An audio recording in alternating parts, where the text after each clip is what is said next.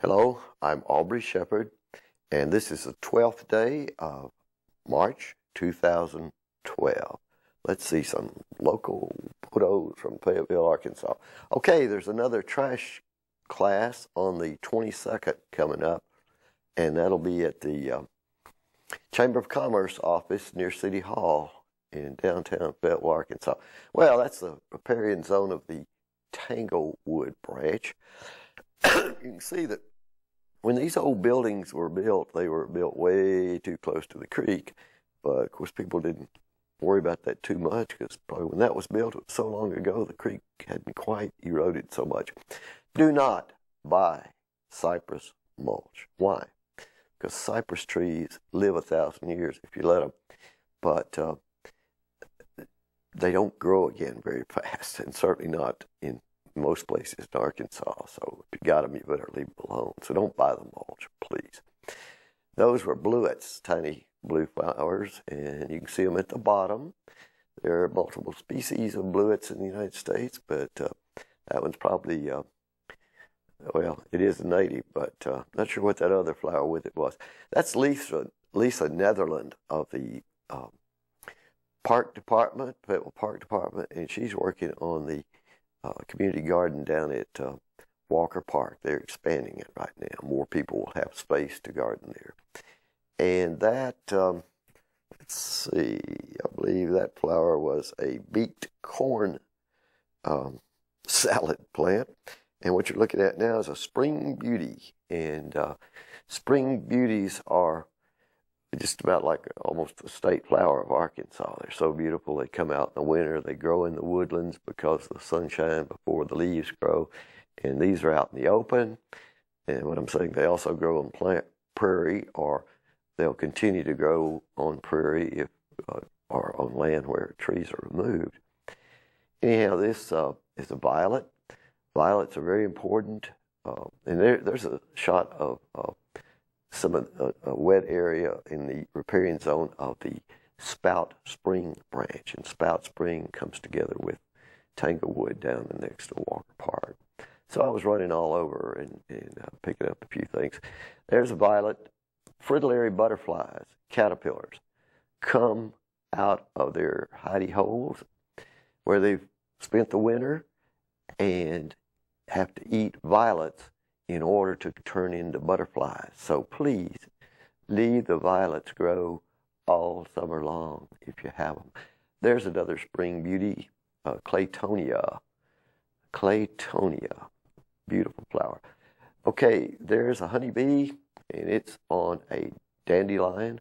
And dandelions are a very important nectar plant in spring. And some of these others are too, but violets aren't that big nectar plant for butterflies, but host plant, that's the thing for those wonderful fritillaries of any species. Of course, the last one was Lonicera sempervirens.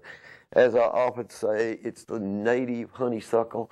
It's in bloom way early this year. Sometimes it's late April before it's that good looking. So not much of it, but in a lot of good spots it is. So till next time, this is Aubrey Shepherd asking you to do your part to help keep the water clean, the air pure, the woods green, and try to protect native species and even a few of these non-natives that are useful for nectar in the spring before our early winter, late winter like it is now, because the bees are out. Till next time, bye. Hello, I'm Aubrey Shepherd. Today is the 15th of March, 2012. I guess that's the Ides of March, so beware. We've got pictures from a bunch of different places today. Let's see them and see if we can say something reasonable about a few of them. And this was black and white because the light is so terrible at the senior center, especially at night. And that's the members of city staff, including the mayor, talking at the mayor's town hall on Monday. What was that, the 6th maybe? Or 12, whatever. Anyhow, that was a fire crew out at Lake Fayetteville. They had been burning a parcel of prairie to encourage native grass to grow. And some of these are tiny wildflowers, and that one I'm didn't clearly, definitely identify. So we'll just have to let you call in and tell me, or look on my blog or on Flickr sites and see if you can identify it there. This is a sandstone, well, I call it an obelisk. It's an interesting piece, and it's in the Mud Creek. And that's not very far. Well, this is upstream from there on Mud Creek, where the, or it's a tributary of Mud Creek, which is a tributary of the Illinois River. And this is where the highway department's doing a lot of unpleasant work, including in the stream bed and the stream crossing. And you can see the banks are eroded, and that's a little pixelated because I'm not sure quite why. But anyhow, the brown thrashers are been mating this week, preparing to nest in World Peace Wetland Prairie. And here's a Ohio buckeye about to bloom at World Peace Wetland Prairie. Okay, I'm actually wearing that shirt today, but that's the backside of it. I'm not sure I'm so green at the beaver's bow, but at least the bees don't sting me too often, so I'm trying to be green. Okay, now this is, of course, a violet, and I'll be showing you some, and these are precious this time of year, and I'll tell you why. The tiny little lizard there, you can actually see the face of the other one, but online, not on the screen, I'm afraid. Okay, this is the Master Naturalist group last weekend. They were out at the Buffalo River and looking at various things. I wasn't there. That's not me with the camera. Lauren Hawkins made these pictures. She's in taking the classes with the Master Naturalist this spring.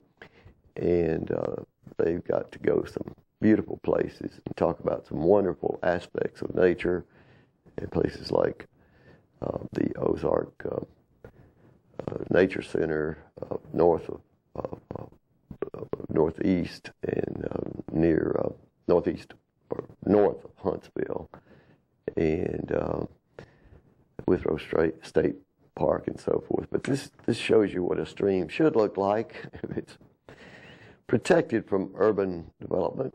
And of course, Beaver Lake looked much like this, the White River, where Beaver Lake is now. But the problem is that the Corps of Engineers built a big dam. And of course, you may know the history of the Buffalo. There was a dam slated to go there, and it was saved from development. So where Beaver Lake is now, there are bluffs like this buried way down there. And White River was, as I say, much like Buffalo is now still. That's probably non-native, but it's got buds on it, and it's there at the edge of World Peace Wetland Prairie. That's known as fog fruit. You might find that growing in a ditch near you or in a wetland area. That really likes a lot of water. Okay, there is a Gulf fritillary. No, that's an old picture. This is a Diana fritillary. That's an old picture. But the reason I mention them is they are the type of butterflies, the fritillary family. Caterpillars have to, when they come out from overwintering, they have to find immediately what?